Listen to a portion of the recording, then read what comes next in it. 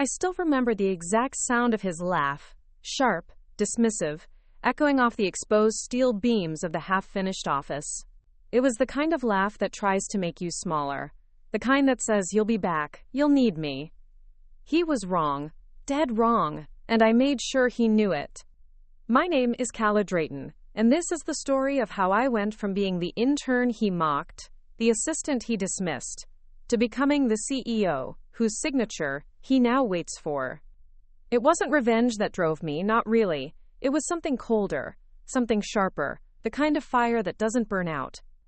It started the day I walked out, with nothing but a chipped ceramic mug, my tattered notebook, and a promise I made to myself in the elevator. You will never let anyone make you feel this small again. It was a Thursday. Strange, isn't it, how those little details cling to your memory like lint on velvet? The sky was a muted gray, the kind that made the glass towers of London look like tombstones. I wore the same worn flats I'd been patching up for months. The soles were splitting, and the stitching on the left was coming undone. My blazer smelled faintly of last week's coffee spill, but I kept my chin up. The building I worked in was all glass and steel and pretentious art installations in the lobby. I took the elevator up to the 28th floor, where Bradford and Rhine Consulting held court, where the senior partners had offices the size of my flat, and where I was one of 6 executive assistants for a man named Dylan Faulkner. Dylan wasn't terrible in the way villains in books are. He didn't cackle or twirl a mustache. He just didn't see me.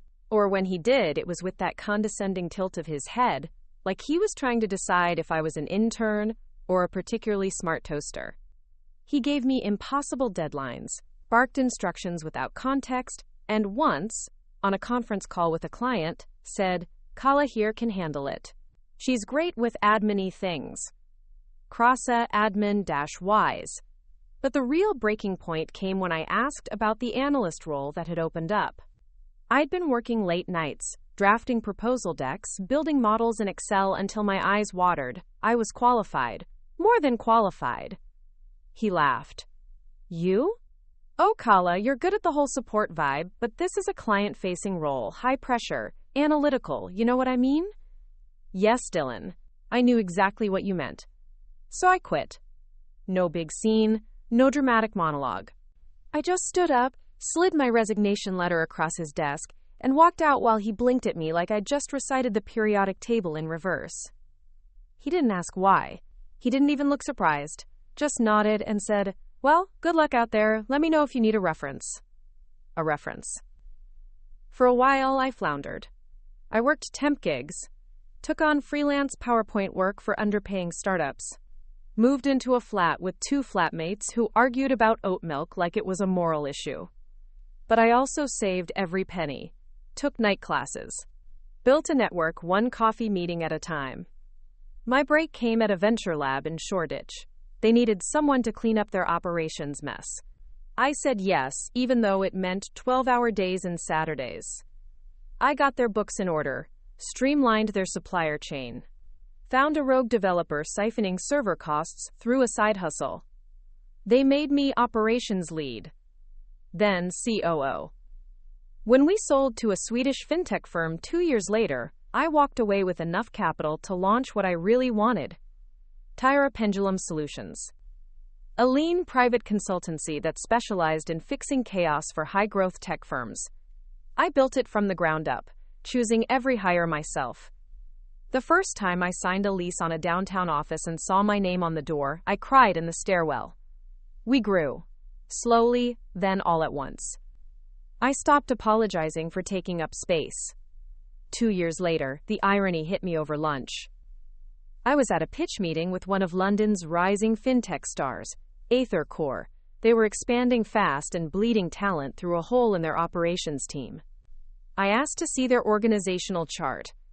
Guess whose name was on the internal ops roster? Dylan Faulkner. Operations consultant. Contract basis. I nearly laughed. Not because it was funny, but because it felt like the universe had tossed me a loaded dice. I didn't mention it during the meeting. I kept my tone even, professional. But when the Ether CEO asked me to take over a full contract and rebuild their systems, I nodded. and added one condition. I wanted to choose my team. The day Dylan walked into our office, his hair was thinner, his jacket too tight across the shoulders. He looked around, confused, saw me. I stood from behind my desk. "Welcome to Pendulum, Dylan. We're glad to have you on board." His face. God, his face. He stammered something, offered a hand. I shook it. "You'll be reporting to me," I added. He nodded, slowly, and I saw the moment it clicked, the recognition, the memory of that laugh. I didn't bring it up. Not yet. Instead, I handed him a file. "This is the current systems audit. I want your recommendations by Friday. Clear?" He nodded again. I watched him walk away, and I knew. This was just the beginning. Kanjap. Before we jump back in, tell us where you're from. If this story moves you, please subscribe. Tomorrow, I have a special story for you. The next morning, sunlight slanted through the floor-to-ceiling windows of Pendulum Solutions' new London office, painting golden lines across my desk. I sat there, coffee in hand, black, no sugar, and watched Dylan Faulkner stare at the data on his laptop screen, his brow knit in concentration. He hadn't expected the assignment to be so precise. I had asked for a full audit of EtherCore's operational workflows, from vendor onboarding to payroll compliance. Most consultants would have sent over a bullet-pointed memo and a hefty invoice. Not Dylan. He labored under my deadline, determined to prove himself. And I intended to make sure he'd never forget who he was working for. I tapped my pen against the mahogany desk, a gift from one of our earliest clients, engraved with my initials. "How's it going?" I asked, leaning forward. He looked up, startled. For a moment I saw the old mockery flicker behind his eyes, but he swallowed it. "It's manageable. I'm mapping the vendor escalation process now." I inclined my head. "Good. We'll review that this afternoon." He nodded and returned to his spreadsheet. I watched his shoulders tense, the way he hovered over his keys like a pianist on opening night. I walked to the window and gazed down at the Thames, its currents swirling like the possibilities before me. 2 years ago, I would have been there, in a sea of suits and deadlines, praying for scraps of recognition. Now I held the reins. The door buzzed. "Kala? The CEO of Aethers here." I took a deep breath and straightened my posture. "Send her in." A warm, confident voice floated through the glass. "Ms. Drayton?" I turned to see Elise Wyndham, the innovator behind EtherCore's biometric authentication platform. She offered a firm handshake, her eyes sharp with curiosity.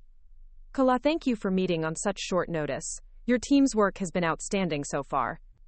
Elise's praise was genuine, but I didn't let it distract me. I gestured to the seats by the conference table. "Thank you, Elise. We're pleased to help. Dylan here has prepared a preliminary process map."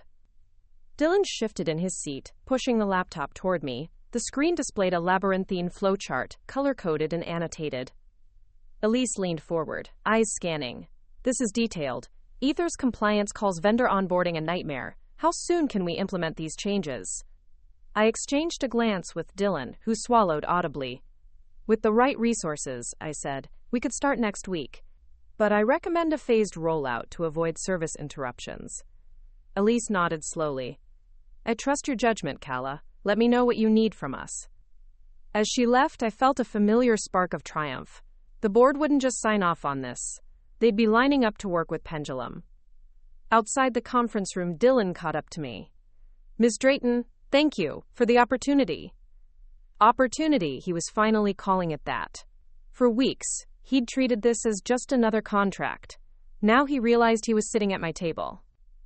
"Dylan," I said, "I created Pendulum because I believed I could solve problems bigger than I ever had the chance to tackle as an assistant. I expect the same level of excellence from every member of this team, understand?" He nodded, eyes steady. "Yes, ma'am." I almost smiled. The next days bled into long nights. Dylan and I reviewed vendor SLAs, renegotiated terms, and restructured the client support hierarchy. Each time he came to me with a question, I gave him an answer that challenged him to think deeper. I wasn't just boss. I was mentor, taskmaster, adversary. I watched him grow. Each obstacle I placed in his path forced him to stretch. I reveled in it. One evening, as rain tapped the windows in a relentless staccato, I found him poring over contract amendments at 10 p.m. "Heading home?" I asked. He looked up, exhaustion lining his features. "Almost done." I crossed the room and placed a hand on his shoulder. "You're doing well, Dylan. But remember, perfection isn't the goal. Impact is." He closed his laptop and laughed, a softer sound than the one that had haunted me for years. "I'm beginning to understand that." I nodded. "Good. I'm counting on it." By week's end, we presented our final audit to the Ether board. The transformation plan was bold. Automated compliance dashboards, integrated vendor portals, predictive maintenance alerts. It would save them millions. I stood at the head of the table, heart pounding. Dylan sat to my right, shoulders squared. I clicked the remote. Charts flew across the screen. Projections soared. At the end, silence stretched. Then applause. Elise turned to me. "Phenomenal work. We accept." "How soon can we sign?" I smiled. "True, unguarded. Right now." As the board members filed out, Dylan caught my eye, and I saw something in that look: respect.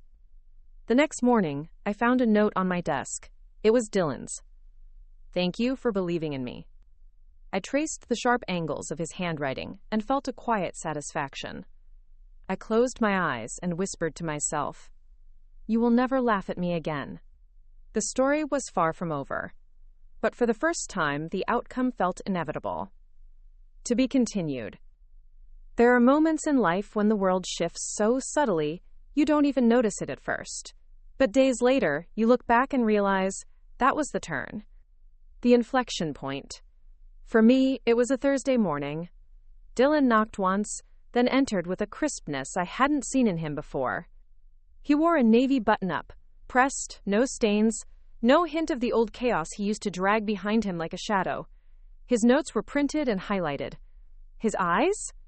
Alert. He sat down across from me without being told. "I've identified a structural weakness in Ether's second-tier support routing. If we don't redesign it, the scaling will bottleneck by Q3. I didn't smile, but inside, something thawed. "Show me," I said. The next 2 weeks were a blur of contracts, firewalls, and late-night phone calls. Ether had signed the rollout. Our team, my team, was being handed one of the most high-stakes transitions in the fintech sector this year. If we failed, we'd be known as the boutique firm that choked. I wouldn't allow that. So I did what I always did when the stakes were high. I worked. Day and night, 10 hours, then 12, then 16. My assistant Lena brought me food I didn't taste. My inbox doubled in size. My mind ran constant triage. I wasn't the same woman who once stood silently while a man in a glass office laughed at her. I was a blade now, sharpened, tested, unbreakable. Dylan kept up. To my surprise, he began mentoring one of our junior analysts, Farah. She told me over lunch that he stayed late helping her understand supply chain logic trees. "He's different than I expected," she said cautiously. I stirred my coffee. "People change." Quote. Farah smiled. "Or maybe they get a second chance." I said nothing. 3 days before Phase 1 implementation, we hit our first major snag. Ether's internal compliance lead, Leonard Dorsey, refused to authorize the system's migration. He claimed our security protocols were under-tested. I reviewed his objections. They were weak, deflective. I knew what this was. Territory. Dylan offered to join me in the meeting. I let him. We walked into the steel and glass conference room at Ether's Soho campus like a united front. Dorsey greeted us with a handshake so limp it was offensive. "I'm just looking out for the company," he said, pretending to flip through his notes. "No, Leonard," I said calmly, "you're looking out for your turf." He blinked. "Excuse me?" Dylan leaned in, voice quiet but sharp. "You've had 5 months to revise these policies. You've updated none. Either you didn't see the cracks or you ignored them." Silence. I set a printed list of audit findings in front of Dorsey. We move forward. Or we inform the board that you deliberately obstructed a project that will increase profit margins by 16%. Leonard went pale. He signed. That night, Dylan brought me a coffee. Not Lena, Dylan. You didn't need me in there, he said. I did, I replied. But not for the reasons you think. He tilted his head. Then why? Because people like Leonard need to see a man confirm a woman's data before they'll take it seriously. And if I have to weaponize that illusion, I will. Dylan looked at me for a long moment. I'm sorry for what I used to be and how I treated you. I met his gaze. You don't get to apologize for one laugh. You get to keep showing up and earning it. He nodded. Then I will. I believed him. For the first time, I believed him. The system launch went live on a Monday. There were hiccups. Of course there were. A faulty script temporarily duplicated vendor tickets. One support node froze. A misconfigured API rejected 2 invoice batches. But we fixed it. Fast. Efficiently. By Friday, Ether's internal reports showed a 12% boost in resolution speed. Customer satisfaction spiked. Their CFO sent me a thank you bouquet so enormous. Lena joked it could be used as privacy foliage. Our board lit up. Pendulum Solutions had arrived. The next contract came from Zurich, then from a venture group in Manchester, then 2 crypto-backed fintechs from the Netherlands.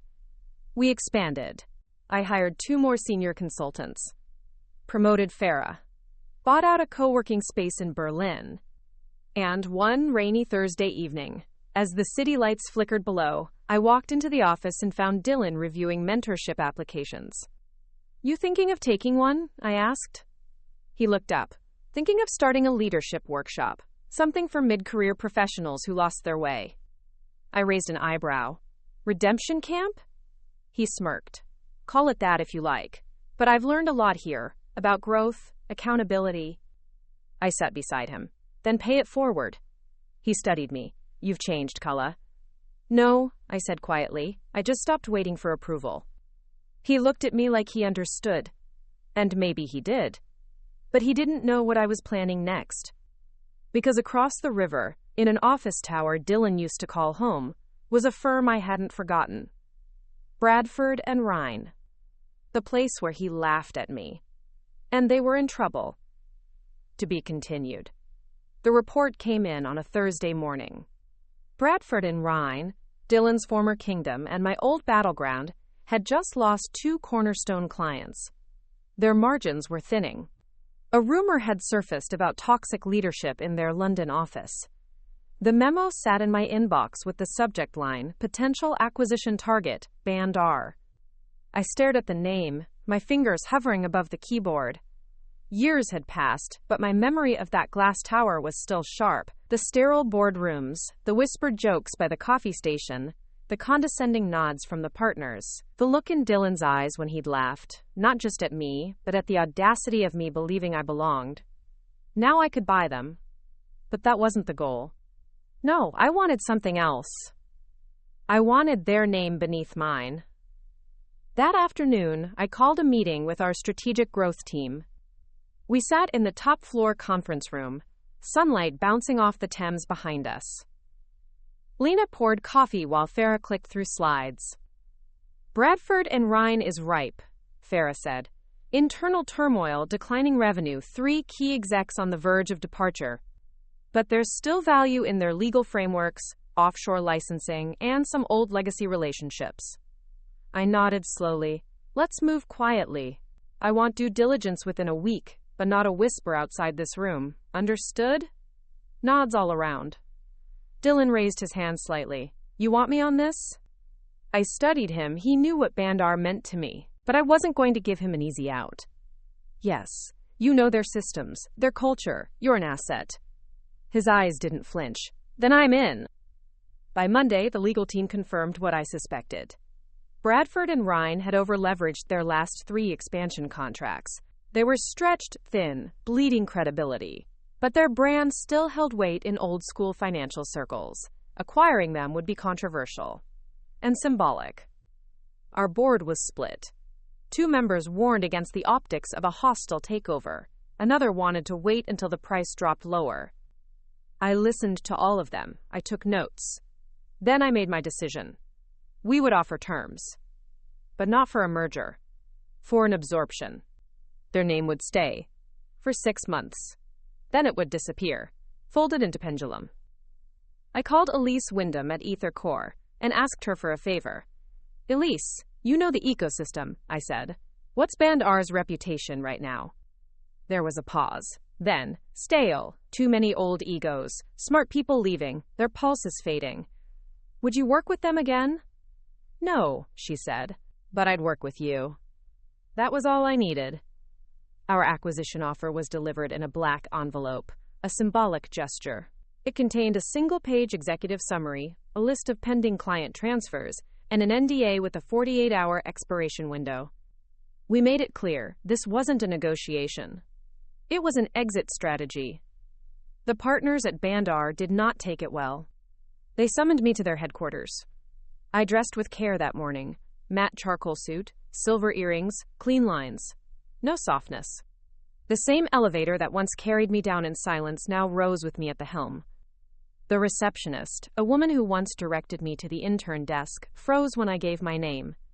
Ms. Drayton, they're waiting. I walked past the glass artwork, the ridiculous gold-framed credentials on the walls, and into the lion's den. The room was full of familiar faces. Men who had once discussed promotions like they were cocktail options. One partner, Richard Lyon, rose. Kala, this is a bold play. It's the only play, I replied. Your margins are collapsing. Your reputation is eroding. You either transition under us or you drown. He smiled like a man who still thought the game belonged to him. And what's in it for you? I walked to the window, looked out over the city I had fought for. Closure. They took the deal. Not gracefully, not unanimously, but they took it. Because they had no choice. Within 6 weeks, the first wave of staff transitioned. I offered generous terms to the analysts, the support teams, the tech infrastructure crew.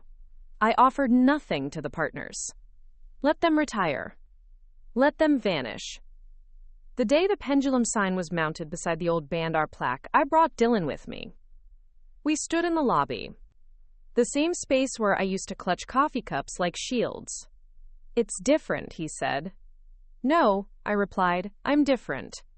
He nodded. I see that now. We had a celebration at Pendulum headquarters that evening. Nothing flashy, just team drinks, speeches, music. Farah stood up first, then Lena, then others. They talked about their journeys, their growth. And when it was my turn, I looked at them, all of them, and said, I started with a notebook and a cracked mug. I built this so no one would ever tell me again what I couldn't be. And now, it's yours too. Build it stronger, smarter, kinder. Applause filled the room. Later, Dylan approached with a glass of water and a smile. You did it, he said. I looked him in the eye. No, I said. We did it. But deep down, I knew something else. The real test was still coming. Because with every empire comes challengers.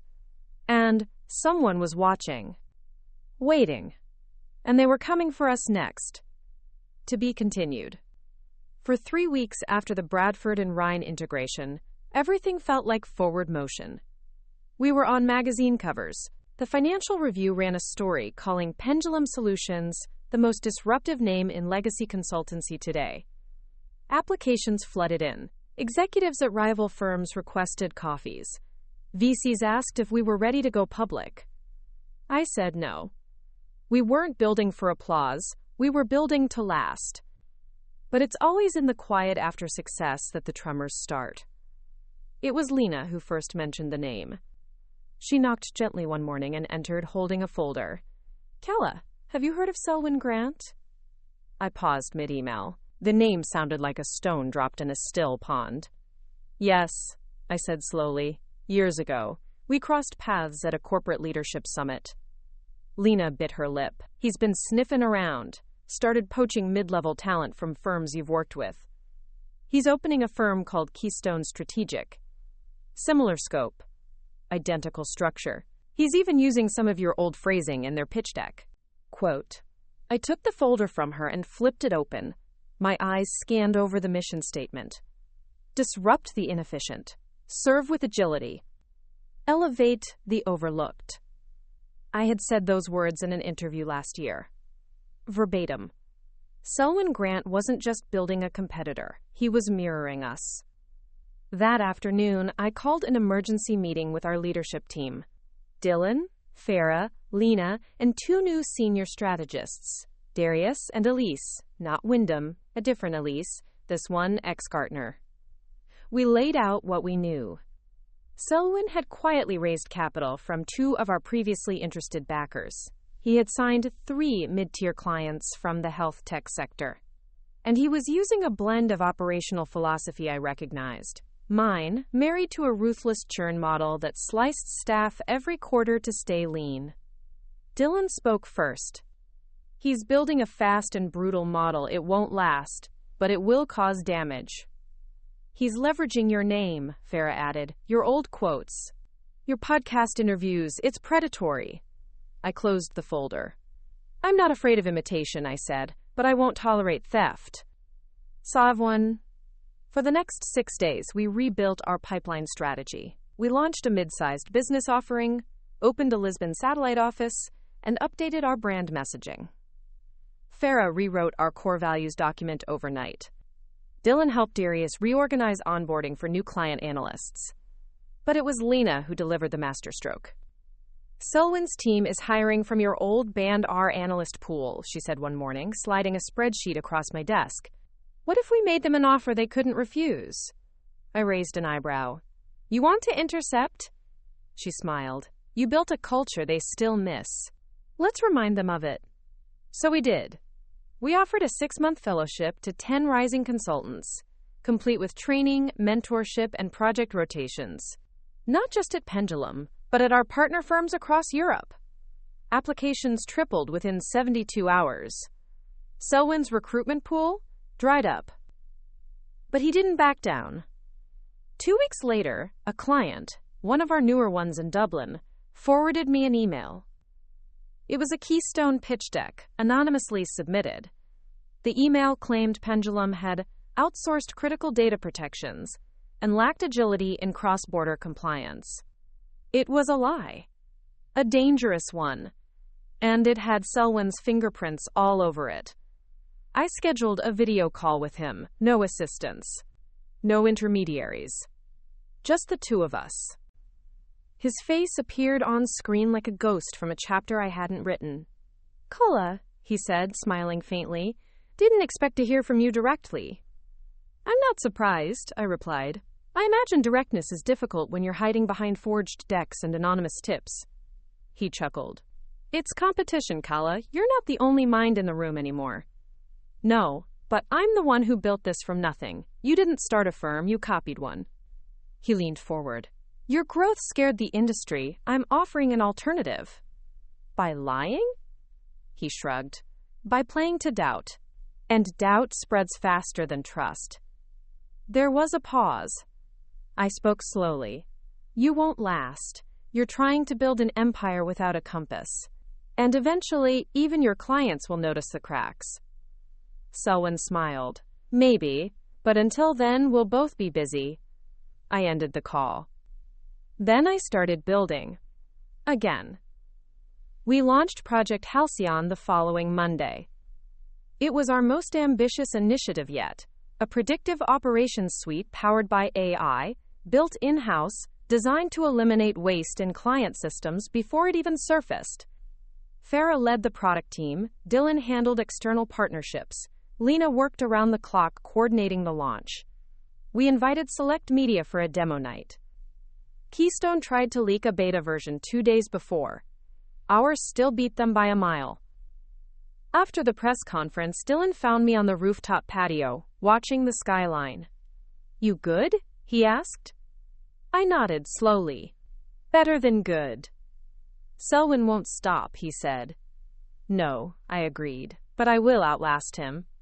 He looked at me. You already have. I took a breath. There was more to do, always more. But just for a moment, the world felt still. And I let myself feel it. The woman they once underestimated had become the storm they could no longer ignore. This story took us a long time. If you like it, subscribe. Now back to the story. To be continued. 2 months after Project Halcyon's launch, Pendulum Solutions wasn't just a consultancy anymore. We were the future most firms didn't realize they'd already lost to. Clients came to us in waves. Old institutions were quietly rewriting their playbooks to echo our model.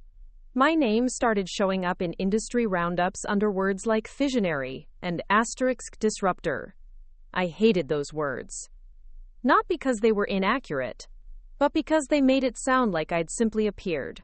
Like I hadn't fought for every inch, lost sleep over every hire, agonized over every decision. I wasn't a disruptor. I was a builder. And builders don't stop when they're winning. We only pause to check the integrity of what we've built. The quarterly board review was scheduled for a Thursday morning. Every division lead flew in. Farah from Paris, Darius from Munich, Dylan from Zurich, where he'd been negotiating a multi-million euro data compliance restructuring with a cryptocurrency vault network. We gathered in the West London headquarters, a brutalist structure we'd transformed into glass, steel, and life. The boardroom overlooked the Thames. The room was sunlit, but tense.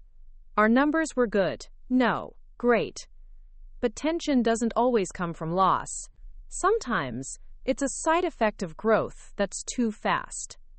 I'm concerned about scale, one board member said, flipping through her dossier. There's pressure to expand into the U.S. market, but our infrastructure is still European-centric. Do we have the depth? We do, I replied. But we won't move until it's sustainable. Another member raised a finger. You've turned down multiple acquisition offers, including 2 buyouts from names we'd killed to be in the same room with. What's the long game, Kala? That was Victor Klein, an old hedge fund relic. Useful in negotiation, not so much in vision. I leaned forward. The long game is independence. If we sell now, we sell potential for security. And I didn't build Pendulum to be safe, I built it to matter. Victor stared at me. Then he nodded. Meeting adjourned. Later that evening, Dylan caught me in the stairwell. You all right? He asked. I nodded. Just the usual boardroom sport. You handled it. You helped. He hesitated. Can I ask you something? Always. Do you ever think about stepping back, even for a bit? I looked at him. Is that a hint? He smiled. No, just you've been sprinting for years. Not a sprint, I said. A siege. He looked down the stairwell, then back at me. If you ever want to slow the siege, I'll hold the line. I didn't say thank you, but I didn't need to. He knew. The next curveball came from within. Lena. She entered my office on a Friday with an envelope. Her hands shook. I'm pregnant, she said. I wasn't planning to be. I'm keeping it, and I want to step down.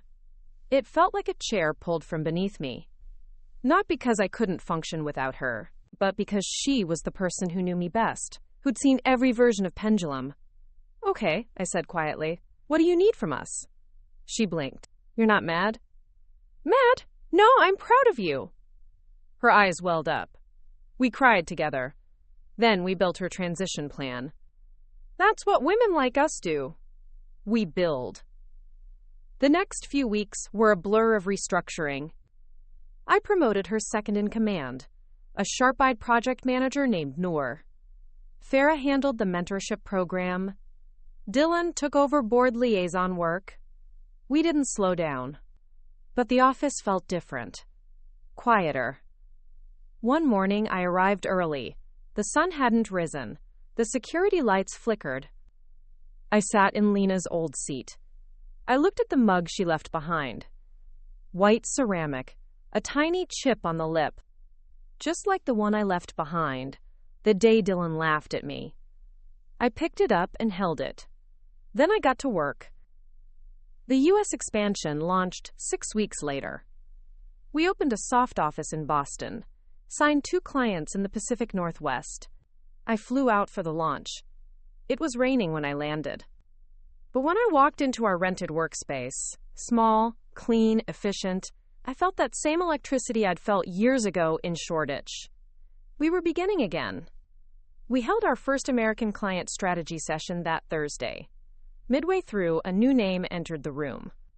A young woman, mid-20s, dark curls, blazer too big for her frame. She introduced herself as Mallory Grant.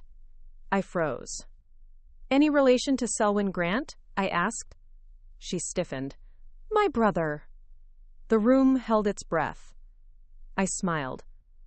Well, I said, extending a hand, then I look forward to showing you how we do things differently. After the session, she pulled me aside.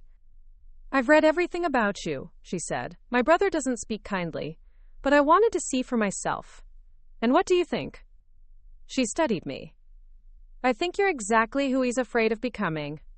I laughed. Tell him that. She smiled. I will. We signed her firm that evening. And Selwyn? He never saw it coming. To be continued. 3 months into the U.S. expansion, we weren't just surviving, we were thriving. The Boston outpost had secured 5 new clients across tech, legal, and supply chain logistics. Our predictive model, Halcyon, had been licensed to a Fortune 100 firm for back-end optimization. Revenue spiked.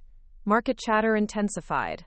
Analysts started calling Pendulum the most adaptive consultancy of the decade. I knew better than to believe them. Praise was a drug, and I'd been sober too long to let it sink in. It was during one of those perfect mid-Atlantic autumn weeks, leaves on fire, air crisp, days getting shorter, when the first sign of deeper conflict arrived. We had just wrapped a 2-hour leadership call between our London HQ and the U.S. regional heads. Darius had presented his risk assessment. Farah had unveiled a beta version of Halcyon Lite, scaled for startups. Everything was smooth. Too smooth. I was logging off when Noor pinged me directly. Greater than Noor, can we talk? Privately. I replied immediately. 5 minutes later, we were on a call. Noor, I said, what's wrong? She looked tired, eyes sunken. She'd taken on more than Lena ever had, running point across 4 time zones, onboarding junior staff, and consolidating multiple workflows. It's the New York office, she said quietly. There's something going on? My stomach tightened. Be specific. She pulled up a folder. A junior consultant flagged a redirection script buried inside a report template used for multiple client handovers. It reroutes sensitive feedback loops through an external proxy server. My blood chilled. Are we talking breach? Noor shook her head. Not yet. But if someone were collecting internal data, shadowing client comms, this would be how. Internal actor? She hesitated. Possibly someone we hired from Keystone. That night, I didn't sleep. I stayed at the office, laptop open, parsing metadata and digital paper trails. Noor sent her findings in timed drops, each more unsettling than the last. There were 6 files across 3 accounts, all originating from the same shared directory, Keystone Shadow _1. Someone inside Pendulum was reporting to Selwyn, and they were still active. At 7:03 a.m., Dylan called. Farah told me, he said without preamble. Do you want me to handle it? I stood at the window of our temporary New York loft space, watching the sun rise over a city that never quite belonged to anyone. No, I said. This one's mine. By noon, I was standing in the bullpen of the New York office, watching names light up on the internal chat system. We initiated a soft lockdown. Everyone's systems rerouted through Pendulum's compliance proxy. We tagged any access attempt to the flagged scripts. By 2:41 p.m., the IP address lit up. Login. Greater than Greenwell at pendulumops.com. Mailto J. Greenwell at pendulumops.com. Jacob Greenwell, mid-tier consultant. Recruited 4 months ago from Keystone. I called security. Quietly. No scene, no noise. He was escorted to a conference room. I entered 5 minutes later. Jacob, I said, taking a seat across from him. Let's not waste time. He tried to play confused. Is something wrong? I slid the printout across the table.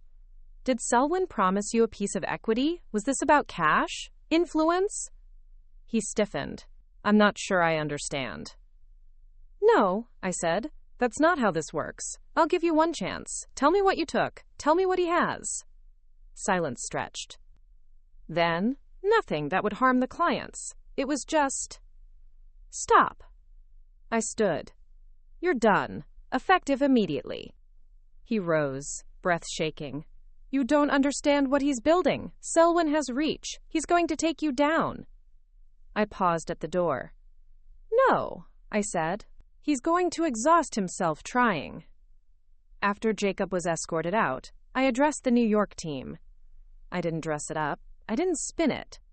We had a breach attempt, I told them. It came from someone we trusted. It won't happen again. They listened. And they believed me. Because I looked them all in the eye when I said it. And because builders protect what they build. Back in London, I met with the legal team. We filed an official grievance with Keystone's board. The evidence was irrefutable. Data interception, employee subversion, breach of professional ethics. The backlash was immediate. Selwyn called me directly. You're escalating, he said. No, I replied. You escalated the moment you planted a mole. You won't win this in court.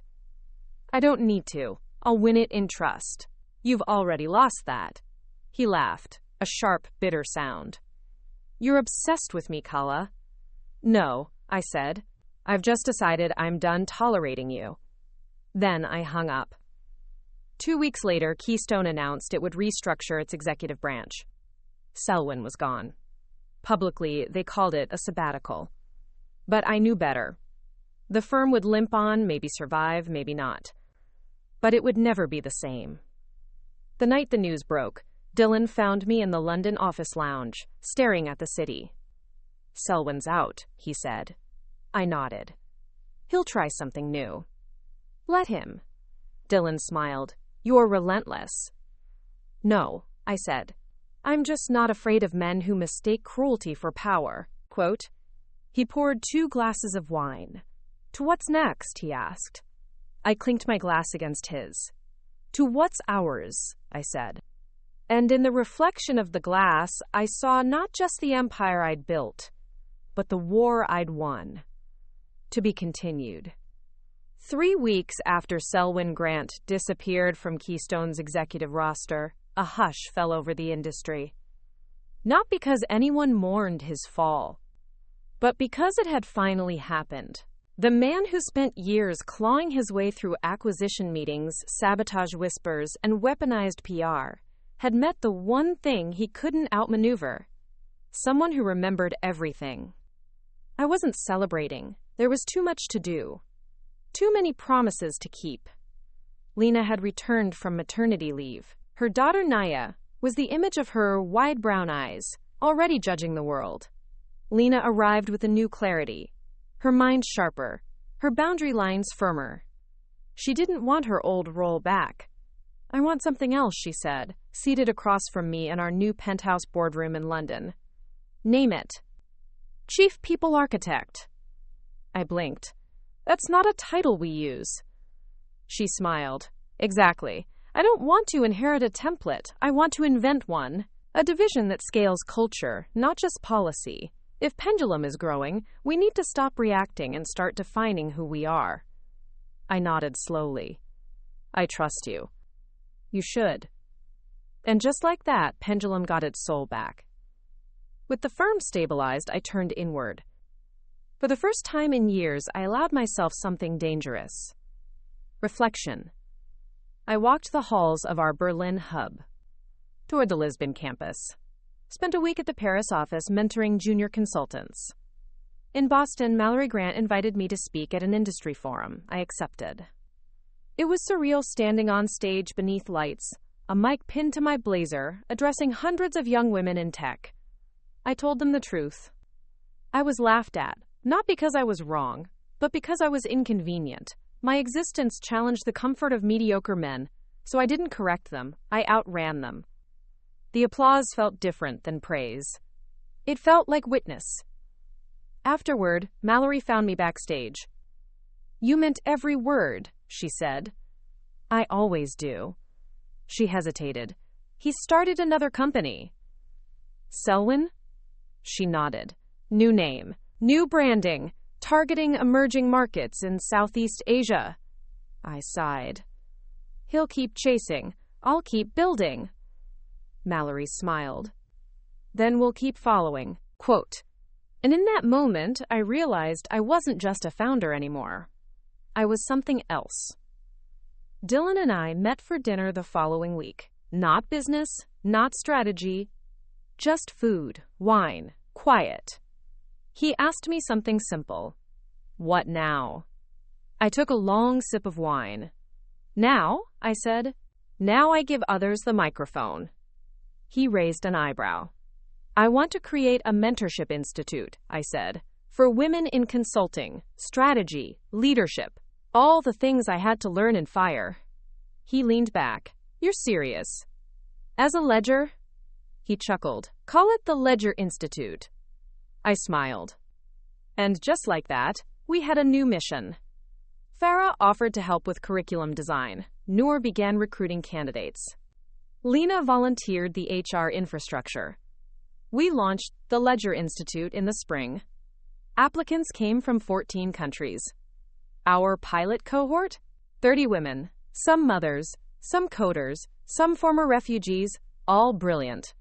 I taught the first workshop myself. Never wait for permission, I told them. It won't come. You're not here because someone let you in. You're here because you kicked the door open. They cheered. And something inside me, something that had been running so long, finally slowed. Not stopped. Just balanced. On the day we launched the Ledger publicly, I stood in my office at Pendulum HQ, staring at a simple object. My old mug. Chipped. Ugly. Stubborn. It had survived every move, every acquisition, every battle. It reminded me that you don't need to be perfect. You just need to hold. A letter arrived that afternoon, unmarked, handwritten. Inside was a single line. Greater than, "You were right, I never stood a chance." No name. But I knew. I burned it without ceremony. That night, Lena texted me a photo of Naya. She was holding a toy phone, pretending to take a call. Her tiny mouth said, "Pendulum office, Miss Kala." I cried. Not because I was tired, but because legacy is a funny thing. It begins where ego ends. Dylan called a week later. "Come to Zurich," he said. "We're signing something big." "What is it?" "Can't explain it over the phone, just get here." I booked the flight. Because this wasn't the end. It was a new page. And I was still holding the pen. To be continued. Zurich was still cold when I arrived, despite the sun. Late spring clung to the Alps like a secret, and the city's steel and glass skyline shimmered against a canvas of white-capped mountains. Dylan met me at the gate. He was wearing a charcoal coat, the same one from Paris 2 years ago. He looked the same. I wondered if I did. "You're early," he said. "You're vague," I replied. He smiled. "We didn't need to hug. We never had. Some partnerships grow out of battlefields, not brunches." He handed me a folder as we walked. "Read it before you say anything." I opened it, skimmed the first page, paused. "Is this real?" "Very. They came to us, not the other way around." I stopped walking. The letterhead was unmistakable. Duchesne Gray International, a legacy consultancy older than most European governments, known for underwriting post-war infrastructure plans, rumored to have sat in the same rooms as presidents, dictators, kings. And now, they wanted Pendulum to lead their transition into modern operations. "Why us?" I whispered. Dylan shrugged. "Maybe they finally got tired of moving like dinosaurs.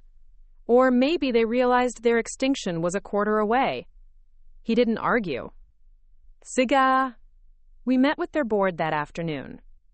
The Duchesne Gray offices sat like a cathedral. Walnut paneling, crystal chandeliers, stone-faced portraits of dead men watching from high ceilings. There were 8 people at the table, 5 men, 3 women. The youngest was 50. They introduced themselves with titles. I introduced myself with a single line. I'm Calla Drayton. I make complicated things move faster and smarter. They smiled politely. I didn't. Spayab, the project was enormous. They were bleeding capital across legacy operations, pen and paper approvals, offline procurement ledgers, decentralized onboarding. They had offices in 17 countries, but no unifying digital system.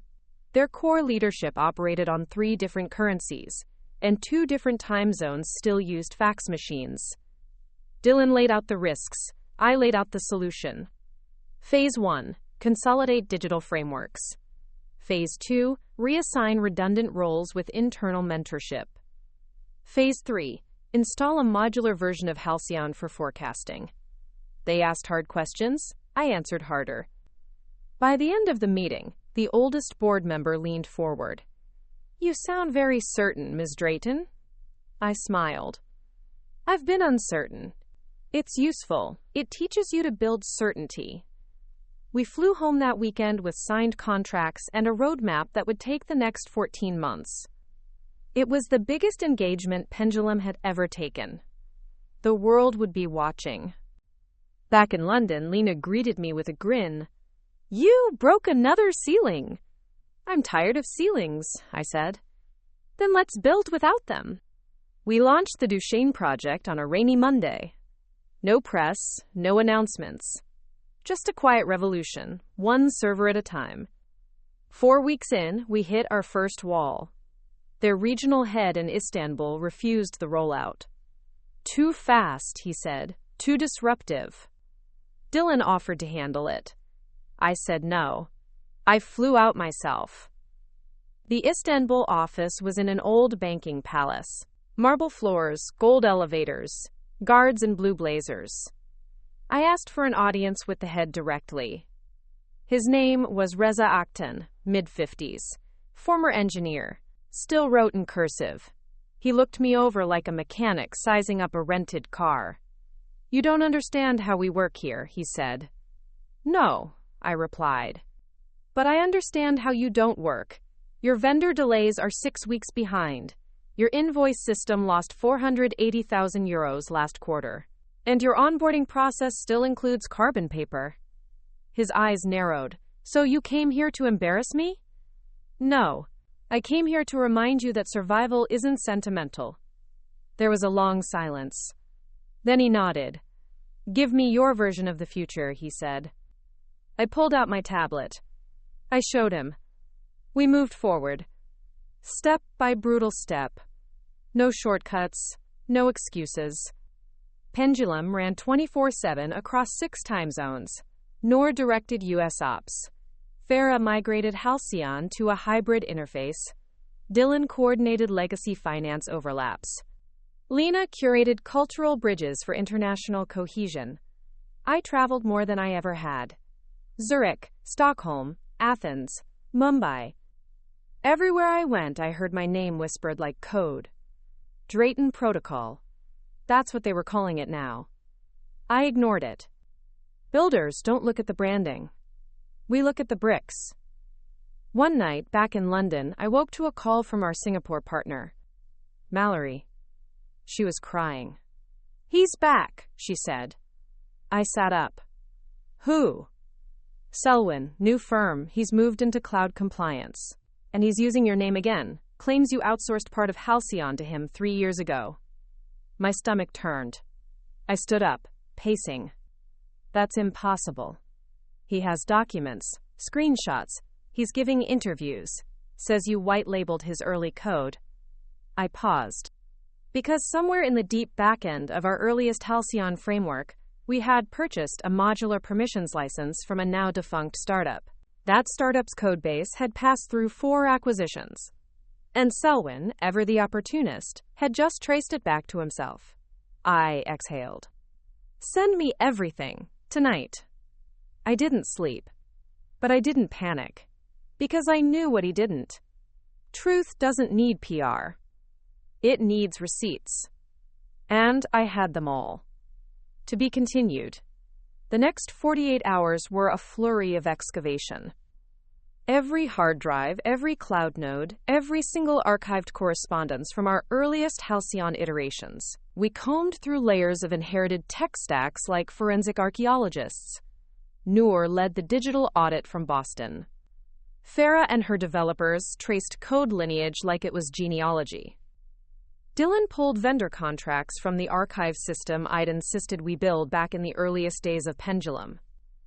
At the center of it all sat me on my office floor at 3:16 a.m., laptop open, 1,000 thoughts buzzing in the dark. Selwyn had found the only thing that could damage us. Doubt. And he was using it like a scalpel.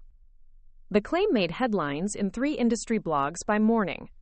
Visionary firm Pendulum accused of IP misuse by former rivals. Selwyn didn't name me outright in interviews. He was smarter than that. He insinuated. He smiled when he said the word borrowed. He spoke of uncredited foundations and, quote, early-stage collaboration. And then he let speculation do the rest.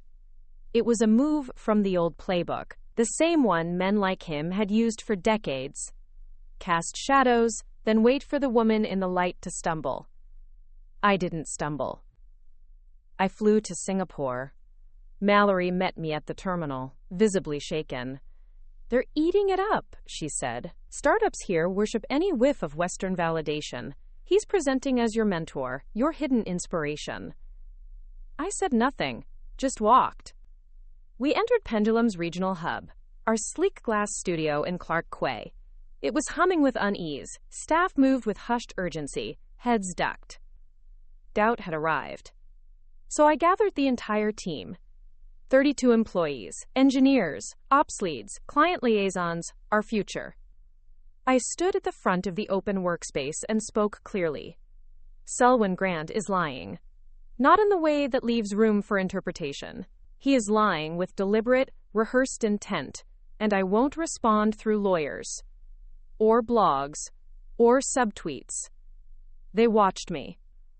I will respond by showing you exactly how this company was built, brick by brick, code by code, policy by policy.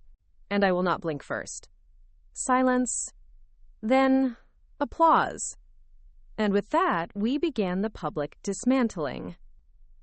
Noor published our complete Halcyon evolution timeline. Farah uploaded our patent filings, each time-stamped and digitally notarized. Dylan personally called 5 of our legacy clients to offer transparency audits. Lena arranged an all-hands mental wellness session for the team. And I went live on video.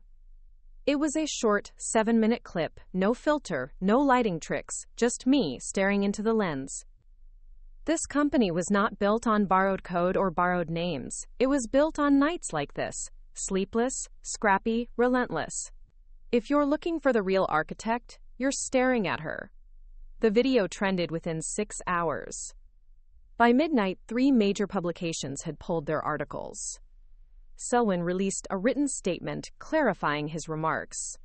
It didn't matter. The damage was already his. I stayed in Singapore 3 more days. We signed 2 new clients. Mallory took me to a rooftop hawker stall with views of the Marina Bay. "How do you stay calm?" she asked over chili crab. "I'm not calm," I replied. "I'm just not letting the storm steer." Back in London, the team had transformed our office into a war room. Everyone operated like a heartbeat. Unified, efficient. Lena wore 3 lanyards. Dylan was down to 4 hours of sleep. Farah had moved into the London flat above the server room. No one asked me to stop. No one suggested a break. Because they knew this wasn't just about a lie. This was about ownership. And what happens when a woman finally claims all of hers? The final blow came from an unexpected place. A developer named Asim, who had once freelanced for the startup Selwyn acquired. He messaged Noor anonymously. "Greater than check the original sandbox folders. Selwyn doctored the code before acquisition. He made it look like he wrote the core module. He didn't. I did. And I never signed it over. The trail was clean, elegant, digital fingerprints matched. We reached out, secured a statement, cross-verified with 2 independent auditors. Then we published the full report, in 4 languages, with diagrams. Selwyn's new firm shut down its website within 72 hours. The quiet afterward was almost unsettling. No tweets, no retaliation, just silence. I sat in my office that Friday night, looking at the skyline. Dylan entered, holding a mug. "You win again," he said. I shook my head. "No, we didn't win, we just didn't lose." He tilted his head. "That's the same thing." "Not to women like me," I said softly. "We're not raised to see not losing as a victory. But it is. Every time we get to keep what we built, we win." The next day, I turned off my phone. No screens, no pings. Just quiet. I took the train to a small coastal town 2 hours west of London. No one there knew me. I wore sneakers, a jumper, and a wool hat. I sat by the sea, watched the tide come in, and let myself feel something I hadn't in years. Peace. Until the call came. "Lena." "I'm sorry," she said, "but this can't wait." "What is it?" "You've been invited to speak." "That's not new." "At the World Economic Forum." Silence. Then, "They want you to open keynote." I closed my eyes. Not from fatigue, but from the weight of a truth I hadn't dared to speak aloud. I was no longer building in the shadows. I was becoming the blueprint. To be continued. The World Economic Forum, Davos. I stared at the invitation again as my train hummed across the English countryside. The embossed letterhead glinted in the weak sunlight pouring through the window. My name, Calla Drayton, sat beneath the phrase Keynote Opening Address above the topic. Asterisk. Systems that serve, reimagining global structures for human agility. Asterisk. It felt surreal. Not because I doubted I belonged there, but because I knew how far I'd come. From a chipped mug and an exit interview. From brushed-off meetings and smirks that said, "Not you." From that laugh, the one that had started all of this. I folded the letter. Not as an ending, but as a preface. Preparations moved fast. Farah assigned a special PR liaison. Noor and Lena crafted speech outlines with real-time feedback from global analysts. Dylan managed the incoming invitations, from press, from partners, from people who suddenly remembered knowing me. I watched it all with a strange detachment. They were all so excited, but I wasn't. Excitement was too fragile a word for what I felt. What I felt was readiness. The Pendulum team flew out 3 days early. We rented a cluster of private chalets on the outskirts of town.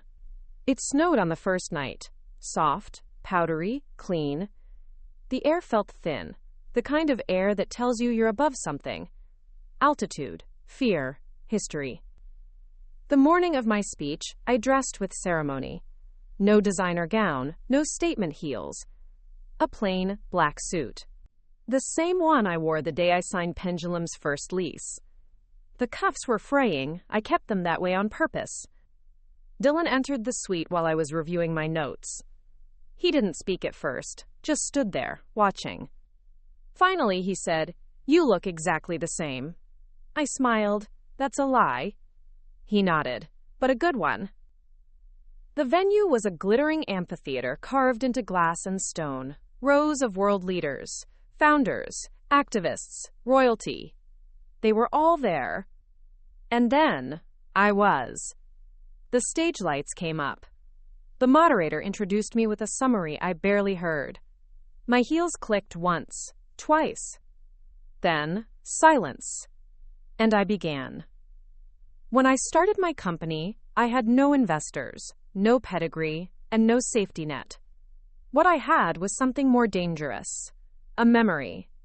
A memory of being told I wasn't made for high pressure. A memory of being laughed at. Not because I was weak, but because someone needed me to be. I left that job, I started again. I built a company, not in spite of those moments, but because of them. You call me a disruptor, but I didn't break anything. I simply refused to keep fixing what was already broken. Our systems don't need saviors. They need scaffolding, design that listens, infrastructure that adapts, leadership that doesn't ask who you are but what you see. I'm not here because I was chosen. I'm here because I stopped waiting to be. The applause started slow. Then it grew. I didn't bow, I didn't smile. I just stepped down and re-entered the audience, like everyone else, because that was the point. The hours after were a blur. Press swarmed. Media bookings stacked. My inbox tripled. I received messages from girls in 10 different countries. I read each one. One line stayed with me. Greater than, I've never seen someone like me on that stage. Now I know it's possible. I wrote her back. Greater than, you're not next. You're now. That night, Pendulum hosted a quiet dinner for the team. Not clients, not collaborators. Just us. Noor made a toast, Lena cried. Dylan finally, finally, admitted I'd been right to turn down that Series A offer 2 years ago. We laughed. Not the kind of laugh that makes someone feel small. The kind that fills a room. The kind that heals. Afterward, I walked alone through the snowy streets. I reached a quiet overlook above the town, and I let myself ask the question I hadn't dared. What if it's time to do something new? Not because I'm tired, but because the woman who once needed to prove herself no longer does. The next morning, I gathered the leadership team. Dylan, Farah, Noor, Lena. I stood at the front of the chalet. I'm not stepping down, I said. They froze. But I am stepping back. Lena spoke first. You're serious? Yes. Farah looked stunned. To do what? I smiled. Something I've never done. They waited. Nothing, I said. I gave them my transition plan. 6 months. Full leadership empowerment. Board advisory role only. I would remain founder, owner, but I wouldn't be the engine anymore. You've all earned this, I told them. Now it's yours to drive. They didn't argue. Because deep down they knew. This wasn't an end. It was an arrival. Back in London, I packed up my office. I left the mug. Farah would need it. I walked out the same doors I once walked into with a resume and a borrowed blazer. Only this time, I wasn't hoping they'd let me in. I was holding the keys. To be continued. I didn't vanish. I just became quiet. It's hard to explain the absence of forward motion to people who've only ever known you for velocity. For 10 years, I built a rhythm around sprints and summits, acquisitions and audits, deadlines that raced the clock and dared it to beat me. I was inertia wrapped in silk. I was purpose in 4-inch heels. Then I stepped away. And for the first time in my adult life, I let the silence hold me. I moved into a cottage on the coast of Cornwall, white stone, slate roof, 2 rooms, wind-chafed windows, and the kind of fireplace that demanded patience. No assistant. No calendar. Just the sea. And me. The first month, I slept. And I mean slept. The kind of sleep that doesn't end in alarm clocks or meetings. The kind where you wake up and it's already noon, and you don't apologize to yourself for it. The second month, I read. Stacks of books. Old paperbacks with creased spines. Poetry. Memoirs. Books I'd bought a decade ago and shelved with the lie one day. Now I had that day. Then 100 more. Farah emailed only when necessary.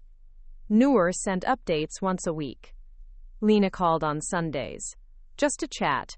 No talk of Pendulum unless I asked.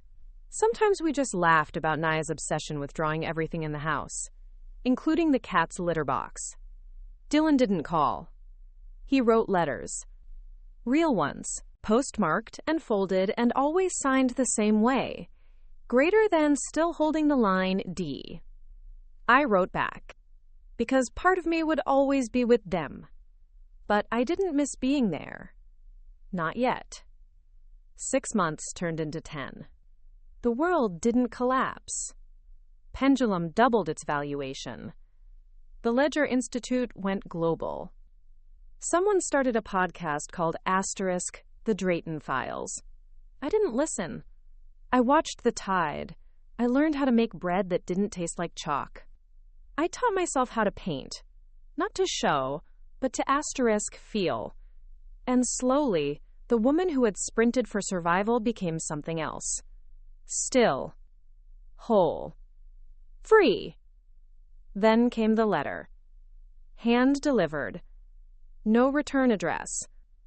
But I knew the seal. A simple, faint embossed circle with the initials Simbar 20 Dansman Time. Bradford and Rhine. I hadn't heard that name in years. I opened it slowly. Inside. Greater than, the firm you dismantled has a final request.